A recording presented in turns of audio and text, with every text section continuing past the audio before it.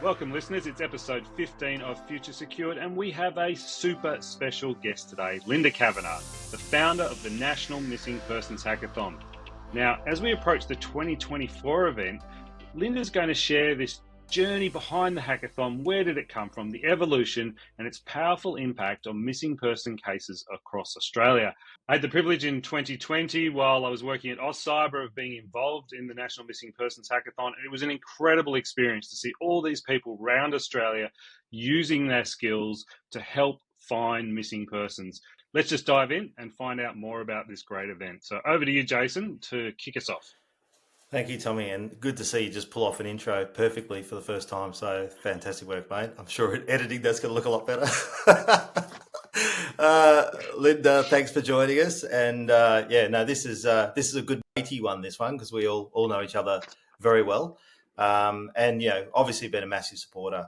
Through AusCyber, we've all had a background with AusCyber, but in particular, the National Missing Persons Hackathon. Can you give us a bit of a background of how it got to where it is now, like when you first conceived the idea, and just give us a little bit around how it all came about?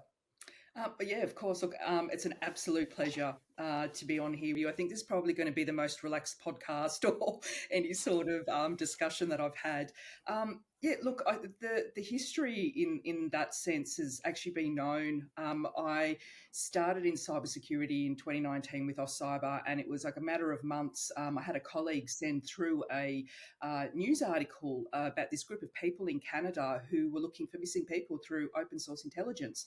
And having, spent 20 odd years in the AFP, I went, oh my God, that's absolutely fabulous, supporting the community, supporting law enforcement, and thought, wow, we could potentially do this here sort of thing. And it mulled in my head for a little while. And then I realized, holy moly, I can actually do this. We can actually do this. So it was during the Cyber Week for 2019 that was supposed to be just a local Canberra event as part of the Canberra Innovation Node. Ended up being a, first ever international, national event where a whole country came together, and we had over 350 people in that first year participate in person, looking at 12 cases over 6 hours. We did it again in 2020 during, there was this global pandemic, around that time sort of thing. And we ended up doing a lot of that online. But over those 2 years, we've had over 1,000 people participate, 24 cases, and generated 10,000 leads during that time. Wow.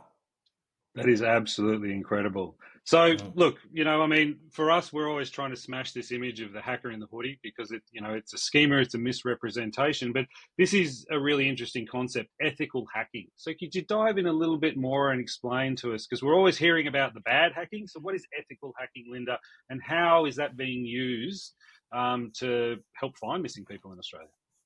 Look, and I have to say, the term ethical hacker and having, the minute you say hacker, doesn't matter whether you've got that word ethical behind it, you automatically get that representation of this guy in a hoodie, at a laptop, in the dark, in their basement. And I have to say, over the last couple of years, it's great to see us progress from that and actually understand what ethical hacking is all about.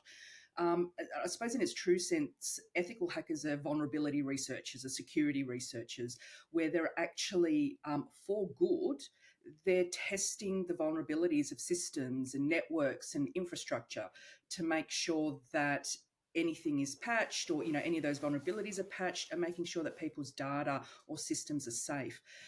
In this context, it's about those people that are actually going out there and utilising their skills through open source intelligence to find those pieces of information that just don't pop up on a Google search. There's so much information out there that if you utilise the right tools with the right skill set, there is a current of information that can be found through additional elements. And that's why we've coined this term as ethical hacking. Yes, you can misuse this, finding information data on people, but it's done for the right reason, which is, to help find that crucial piece of information to unlock a missing person case. today, we all have these massive digital footprints, and I would argue that most people have got absolutely no idea of the data trail they're leaving behind. So this is a really interesting use of that. So can you tell us a little bit about, what people are going to be doing around Australia to actually find, what are they going to be looking for as kind of like hints and clues that maybe might be submitted and help find someone? Look, and that's the society that we live in, is we all have a digital footprint. And I've always shared, prior to me commencing in AusCyber in 2019, I did not have a digital footprint at all, and that was because of the areas that I was working in, and it was very confronting for me to all of a sudden have to be out there in the public, posting on Twitter, LinkedIn, all of those sorts of presences, that realizing that information, depending on what information you put out there, is the response that you get. So part of what we're doing here is creating that awareness. Look, it's okay to have a digital footprint. In this case, obviously, with what we're doing, it's a positive impact, but it's about what you actually put out there, how you actually put that information out there. And, in the 21st century, I look at our digital footprint as our proof of life. If it hasn't happened on social media, it hasn't happened. So, rather than, having the old adage of that phone call, when we see the old movies of a proof of life, it's actually looking at someone's digital footprint. So there's a lot of information out there about us. Social media obviously generates the most and is probably the quickest way in being able to understand, someone's movements, or being able to understand what they've been doing historically and currently. But there's a vast amount of information out there. The minute, and I'm sure everyone knows this, the minute you comment, the minute you do anything in relation to the internet, whether it's social media, whether it's a website, me checking on my Qantas frequent flyer points or whatever it may be, it leaves that trail behind that can actually be tracked and can be recorded. And there's a fabulous amount of people out there with skill sets who understand how to find and interrogate that information and pull together the narrative of someone's life. And that's been one of the most common things that people have said to me after the event, is the fact that it's an oh my God moment, not realizing that they have just pulled together someone's life, and it makes them think, what information do I actually have out there that someone could do exactly the same thing? Obviously we're doing this for the positive. We're doing this to help loved ones. We're doing this to help law enforcement. But something to be aware of is that there's obviously many, many people out there that can actually misuse that information you put out there. That's a great point, because, and I've said it before, haven't I, Tommy, on here, one of my girls, she'd be perfect for this role. I remember any boyfriend or anyone she wanted to find out anything about, she could get the full background history on it. It was unbelievable. I don't know why she went journalism, but I don't know why she never took a career in doing this, because she was an absolute gun at doing it. I was flabbergasted at the amount of stuff that she was able to dig up as a teenager. Yeah, and that's the positive thing about this event. You don't need a background in open source intelligence or a background in law enforcement. Just got to be nosy. You just got to be nosy. That's right. And one of the best parts of participating in this event is with our partnership with OSINT Combine, and this year with my OSINT training as well. OSINT Combine have invested a lot of time and effort in providing training programs for our participants, to be able to understand how to find this information, but they also make it Australian specific as well, because they are Australian cases. And my OSINT training this year have actually provided, a video session in regards to how to generate an information report, because we've made some changes to the program this year. So if you didn't have a background, there's nothing stopping you from participating in this and upskilling yourself in understanding digital footprints, understanding open source intelligence, but also giving back to the community. Yeah, it's a good point, isn't it, Tommy? Because remember, used to use the milk cartons. Remember, used to be the way to try and find someone. It was a milk carton, or it was something stuck up on a pole somewhere. I don't think a lot of people are aware of this as actually a thing. So I'd be interested in. I know this is a day, right, and it's a great day. But for the rest of the year, what can people sort of do? We'll talk toward the end of this about what the actual day is going to do, new things that are happening. But as an individual, what sort of things can someone do to try and help? When it's not National Missing Persons Hackathon Day, what can they do to try and help or assist? During the rest of the year. Well, that's one of the things that I've been working on over the last couple of years is how to make this grow from one day a year to, several times a year to even developing a 24/7 platform. Obviously, to be completely honest, it costs a lot of money and takes a lot of time and effort.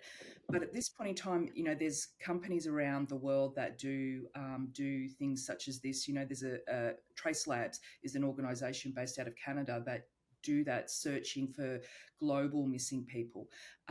There's also the National Child Protection Task Force in the United States that do this on a full-time basis. But to get involved is start learning about open source intelligence, start looking at some of these cases. And, there's nothing stopping you from providing that information through to Crime Stoppers or, reaching out to the National Missing Persons Hackathon and saying, hey, how can I support this? Who do I need to speak to? Yeah, because it'd be good to get a movement like that because there's a lot of people that are into those true crime podcasts and all those sorts of things, but there's a whole movement for that. I'd love to see a movement for this sort of thing as well. That people are curious enough that this gets enough attention on it that we actually get a group of people that say, actually, you know what, in my spare time, rather than watching Netflix, I'm going to get down pat on this. And actually, we know from the other work that we all do that there's a shortage of people in the cyber industry, right? And this can be the beginning of skills that can actually help you get a career in cyber as well. So I think, what you're doing is fantastic, but we can look at it as a multi-pronged sort of approach from this day, and getting the awareness on this, but how we can sort of carry that forward for the benefit of, obviously the community and people that are missing loved ones. Yeah, exactly. And I think it was 2019, we had a case for Theo Hayes, who went missing in Byron Bay. And he was, I suppose, one of the more known cases because it did centre around his digital footprint and around the issues in regards to being able to access his digital footprint from his Google account. And the Australian did a fabulous podcast called The Lighthouse on that, and actually showed people that police actually don't have a lot of the powers that they think police have to be able to generate this information. But it's not the power, it's the skills as well. And which is why having an event like this, we're actually supporting the policing community because they have enough in their toolkit in regards to use of force options in the way in which they speak to people, in making sure that they're following the law, that understanding digital footprints and understanding open source intelligence is not a high priority on that list.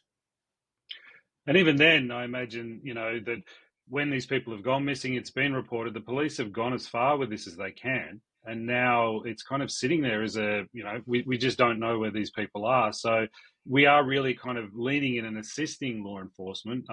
Recently, I think it was 2 years ago, they the AFP released a platform with images from, exploitation that they'd find online, and you were able to go and find the corner of a cabinet or something that matched that and help them track these people down. So really, I guess you build a community that's really acting as a force multiplier around missing people and helping find them. Yeah, absolutely right. And look, and undoubtedly, police have exhausted every single lead to be able to get to that position.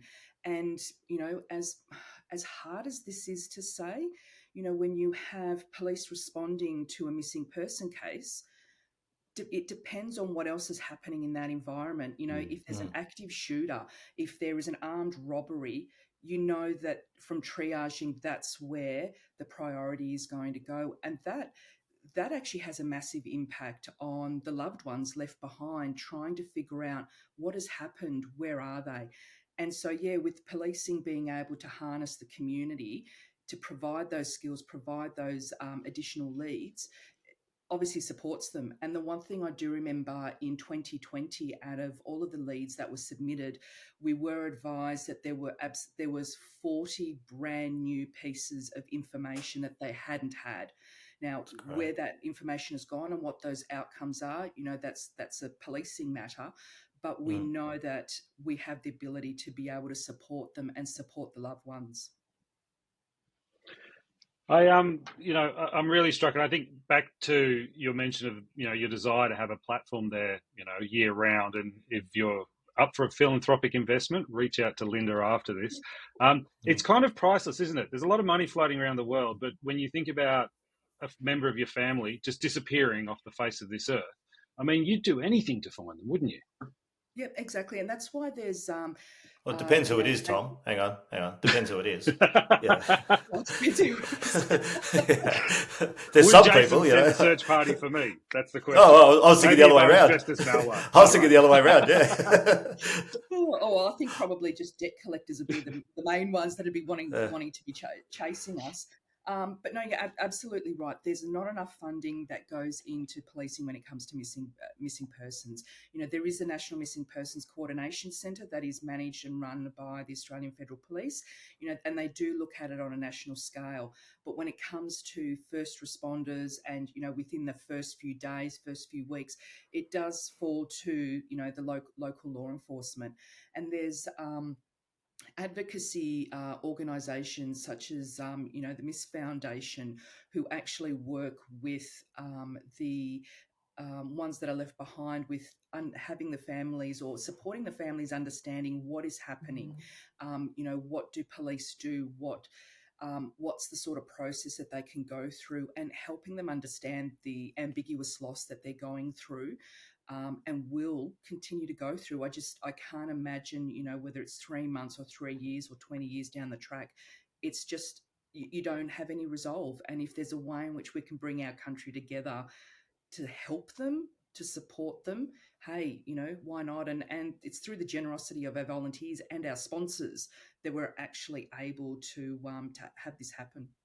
Last time in 2019, I was struck. There were teenagers there. There were people in their 60s there. There was the full gamut of people sitting down, just literally focused. And it wasn't just in Canberra. It was all around Australia. We had live crosses to Perth and all around the place, I remember. And there was this massive sense of community. And I guess it was a group of people that had kind of come together, and because they were focused on this really positive, destination postcard of future, as I like to say, I was just really, really struck by that. So, as far as building in a new generation right across the kind of gamut of people that are interested in cyber and have these skills, or people that are very, very deep down the rabbit hole, that impact you've had on community really blew me away. But I'd love to hear it from your perspective. What was it like? You sat up there, you were hosting the whole event as we dove and crossed around the country.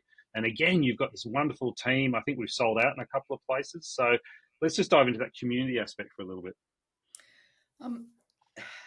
It still amazes me when I look back, and even, in the midst of it, we're like a week and a couple of days away from this event.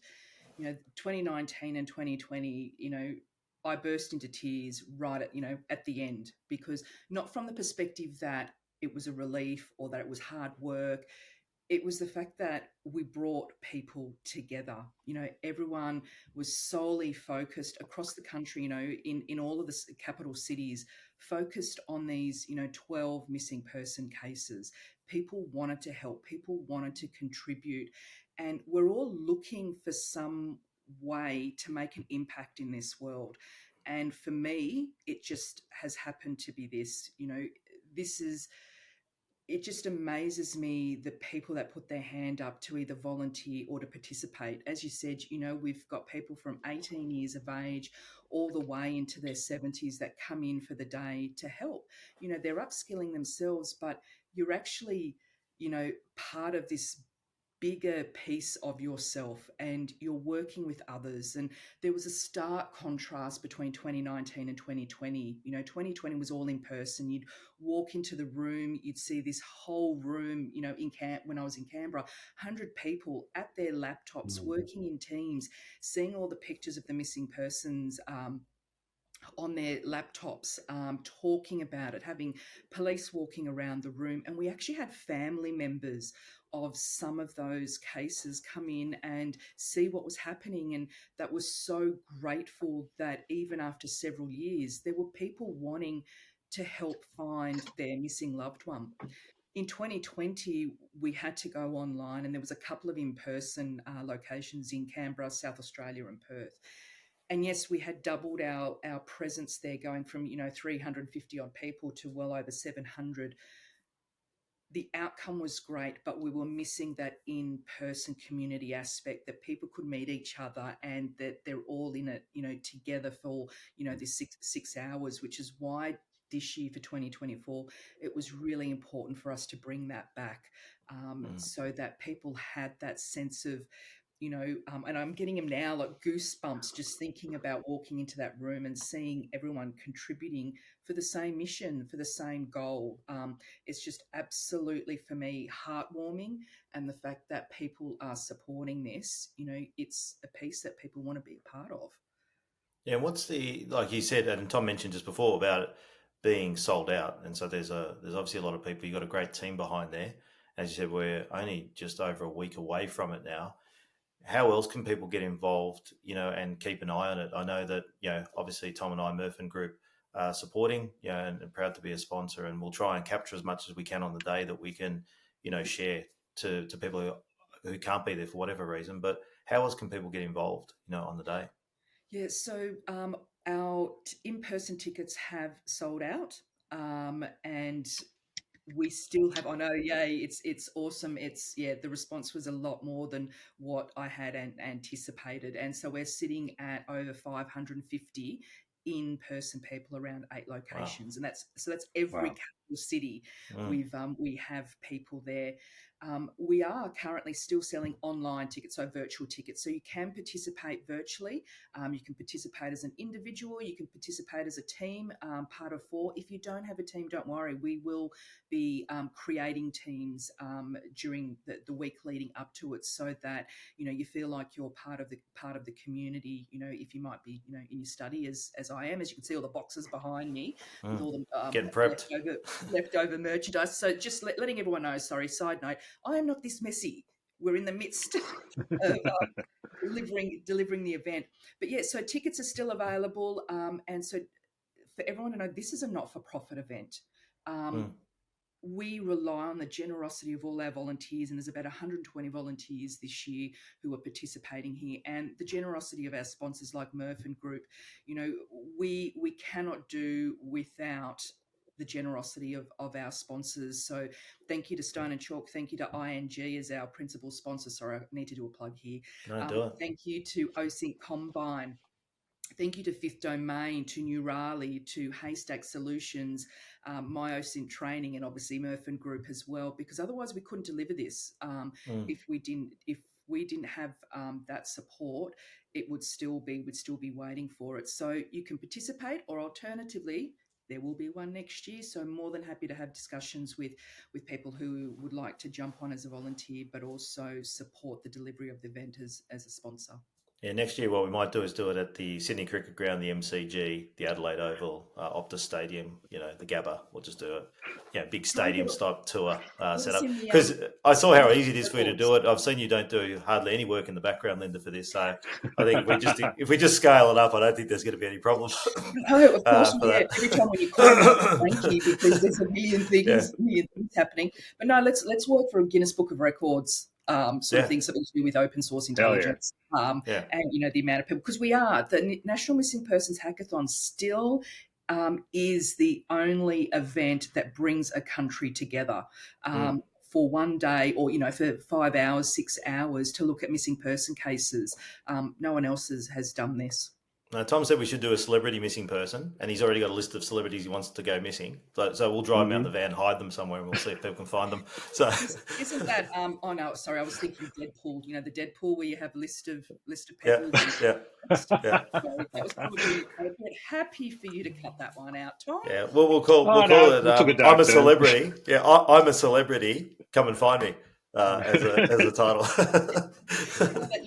That would be awesome. Yeah. If I can just, speaking of taking a dark turn, if I could just highlight, it is obviously a very serious matter that we're talking about, and it's one of the things about, and I know we'll talk about this shortly, we changed a lot of elements for this year, because as fabulous as it was to create a gamification element to this, we are paring back on that because we are dealing with a very, upsetting, sensitive matter that people, that people's loved ones may not always feel that what we're doing is appropriate, which is why we have the permission of families when it comes to the cases that we utilise. But also people understanding, yes, there is a gaming element to it, but there is a central core, element in regards to being able to support a missing person, the loved ones of missing persons, and being able to find them. Do you have a number on how many? Like, I don't know the stats myself, but I'm sure you're a lot closer to it. How many people go missing per year? How many go unfound? And that number must be compounding in some ways because, if there is a list. Do you know some stats roughly or thereabout? Off the top of my head, alternatively, I can quickly Google it, but I know it's over 50,000 people a year in Australia go missing. Wow. And I think it's 1% of people that continue to be what they call long-term missing cases. So it's anything over 3 months, which is where the National Missing Persons Coordination Centre step in. So if you think of, 50,000 a year or over 50,000 a year that go missing, police are obviously, they're doing a fabulous job, but 1% is still 1%. And still 500 people a year that go and don't 2,600 people are still missing in Australia at the moment. That's the stat on the website. That is a huge amount of people. Yeah, there you go. That is 1% if we're still sitting at 26 million as a population. I don't know what we are now, but it's still a lot of people. And look, we do know that some of those people may not want to be found, so that kind of is a challenge around this too. But I imagine the information goes to the police. These are the right people to handle that, and I think that's an important part of what you've built is that while people are able to gather that information, in order for it to be actioned, it's going into a regulatory framework and a place with oversight within the Australian Federal Police. So how important is that particular part? So it's not like a freewheeling kind of everyone can stick their finger in. No, exactly. Look, there's a large ethical, moral, and legal framework around this event, and being able to hand over information, not intelligence, but information over to police still can have an impact in regards to how that information was sought and how it can actually potentially be used in a case or part of a brief of evidence. But we work with law enforcement to make sure that everything that we do withstands scrutiny for them, but also from a moral perspective as well and an ethical perspective is making sure that that information is stored correctly, making sure that information is disposed of correctly, because you can imagine, now this year, almost 700 people uploading information into one, secure storage facility. Yes, it is open source intelligence, but the sheer volume of it is attractive to people. So the minute that those information reports are generated and handed over to police, that data is dumped in that sense. But as I mentioned before, we also make sure that we have the permission of families to be able to use these cases. We just don't go out and pluck them out of the sky. We want to make sure that what we contribute supports law enforcement's efforts. They obviously don't share everything with us. We can only have what is publicly available as part of its public register.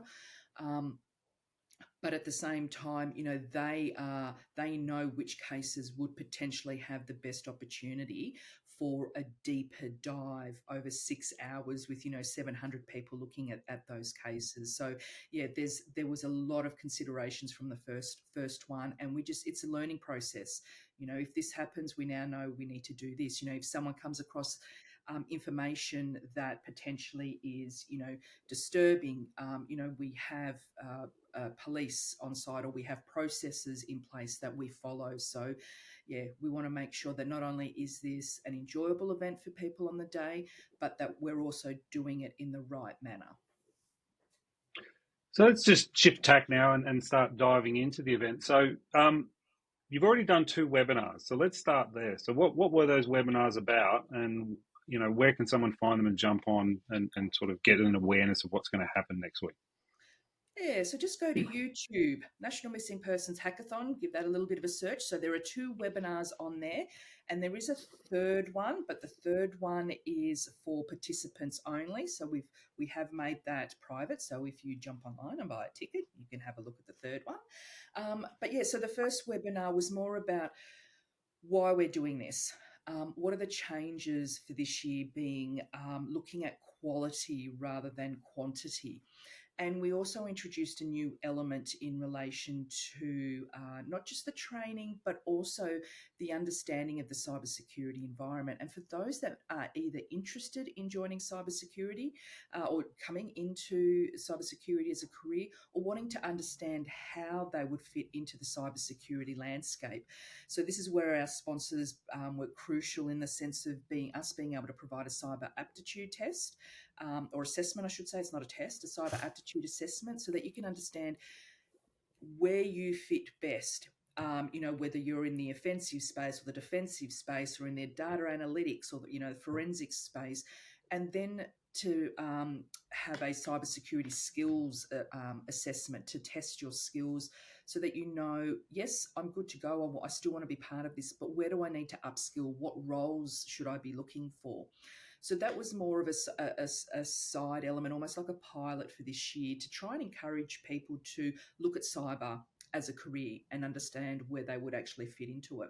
So that's what that first webinar was about. The second webinar was actually about our new platform, which has been provided by Murrell.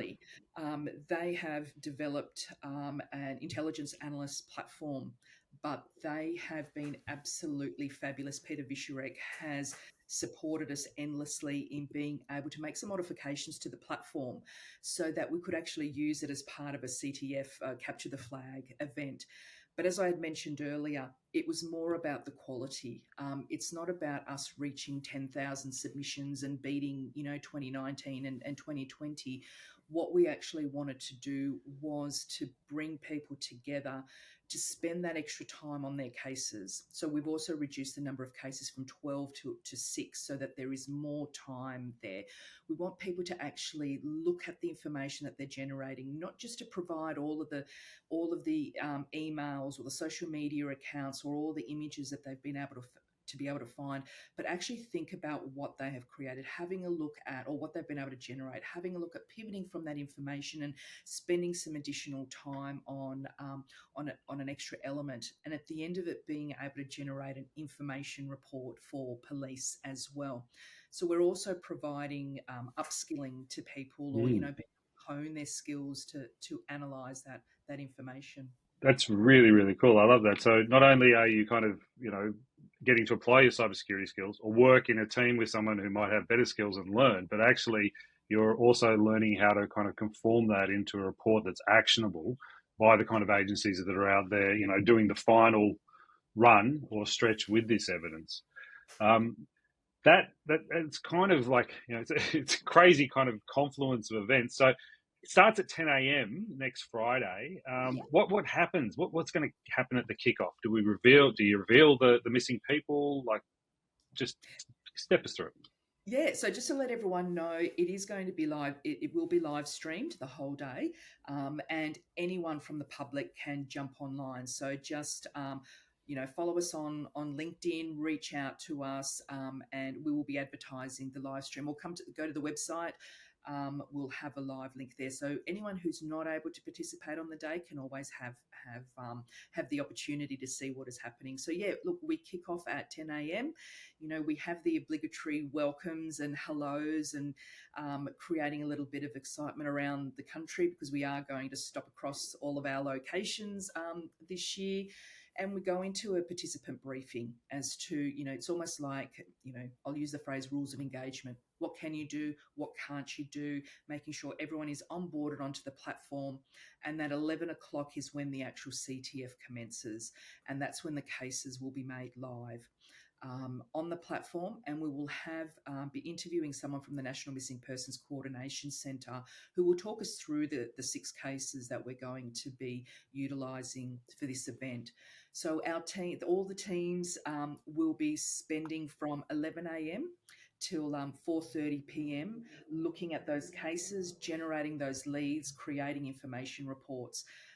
Those who are watching on the live stream will also be having some interviews during the day with our sponsors and key guests to be able to talk about obviously their organisation, but why they're contributing to the National Missing Persons Hackathon, about careers in cybersecurity, and whatever else comes up on the day. We will take a pause at 4:30 because our case managers, who are the ones that are actually verifying all the submissions provided by the teams, we then need to sit down and go through the information reports. Points are attributed to everything. Everything is weighted heavily towards that information report, not just on the submissions that they provide.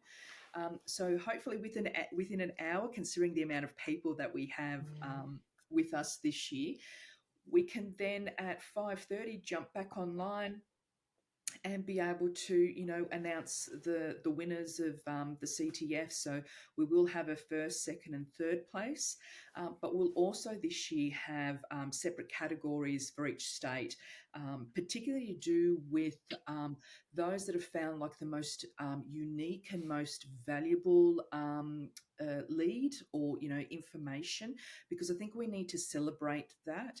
Those that have taken additional time, and again it comes back to that quality of the information, not just the volume of the information. And it's about highlighting the contribution of those individuals to the event. So jam packed. The day is going to start, like most people's day is going to start at 6 a.m. I do feel sorry for the western side of our country, WA. They're going to be at the event at 5 a.m. The poor guys, imagine having to get up even earlier than that. And I think their registration starts at like 6 a.m. So it is going to be a very, very long day, but definitely a very, heartwarming, supportive day for everyone. Yeah, the WA crew are pretty competitive though, so they'll be up and about. Don't worry about that.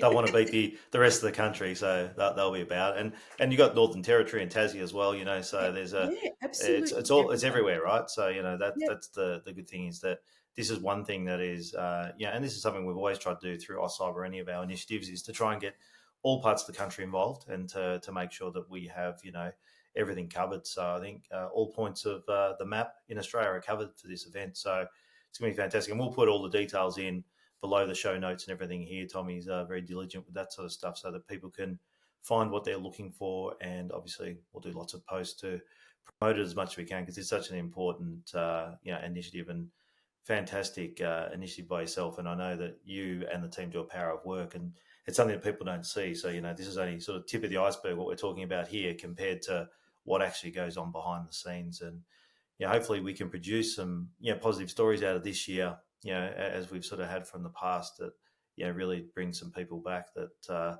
get reunited with their loved ones. So I think this is fantastic, and it's something that Tommy and I are more than keen to support and go over and above, as I think we all should with these sorts of initiatives in Australia, to make sure we get the outcomes that people deserve and need. Yeah, absolutely. And I just feel like saying thank you is just not enough. Like, thank you to the two of you. Thank you to our sponsors. Thank you to our volunteers. This couldn't happen without everyone contributing together. And I just feel like the words thank you are just not enough. But I think, no, you can't. I think it goes the other way, really. And I think the other thing is that the thing is we all want the outcome, is the positive outcome of what we're trying to achieve here, So, and I think I know, and the community we've got here is very tight-knit and small, and I know the people that are getting involved couldn't but love doing it. I know, I won't mention there's too many by name, but I know a lot of people, and I've spoken to a lot of people all around the country that are just so keen to roll up their sleeves and get involved. So I think this year will be huge, and I implore everyone to get involved in any way, shape or form that you can. It is a not-for-profit, and so in any way that you can help, if there's anyone out there with deep pockets that want to get involved and throw more money out for this year or get involved for next year, because it's planning happens a long way out. These things don't just happen. We're talking less than a week now, or just over a week. Sorry, that the event will be happening. But for next year, the planning for that almost happens straight off the back of this finishing, right? So, and if we really want to make a difference with this, we need to make this a continuation. We don't need that sugar hit it's great and it's good to do that. But this is something that we really need to keep rolling on. I think Tom said the number before, over 2,000 people, still missing in this country. That's, 2,000 too many, right? So, and as Tom said, some do want to stay missing. That's fine. But there's a lot we need to find and, look after. So, Linda, I think what you're doing is magnificent. Like all the work you do, I think we should be saying thank you to you, because it's not just this.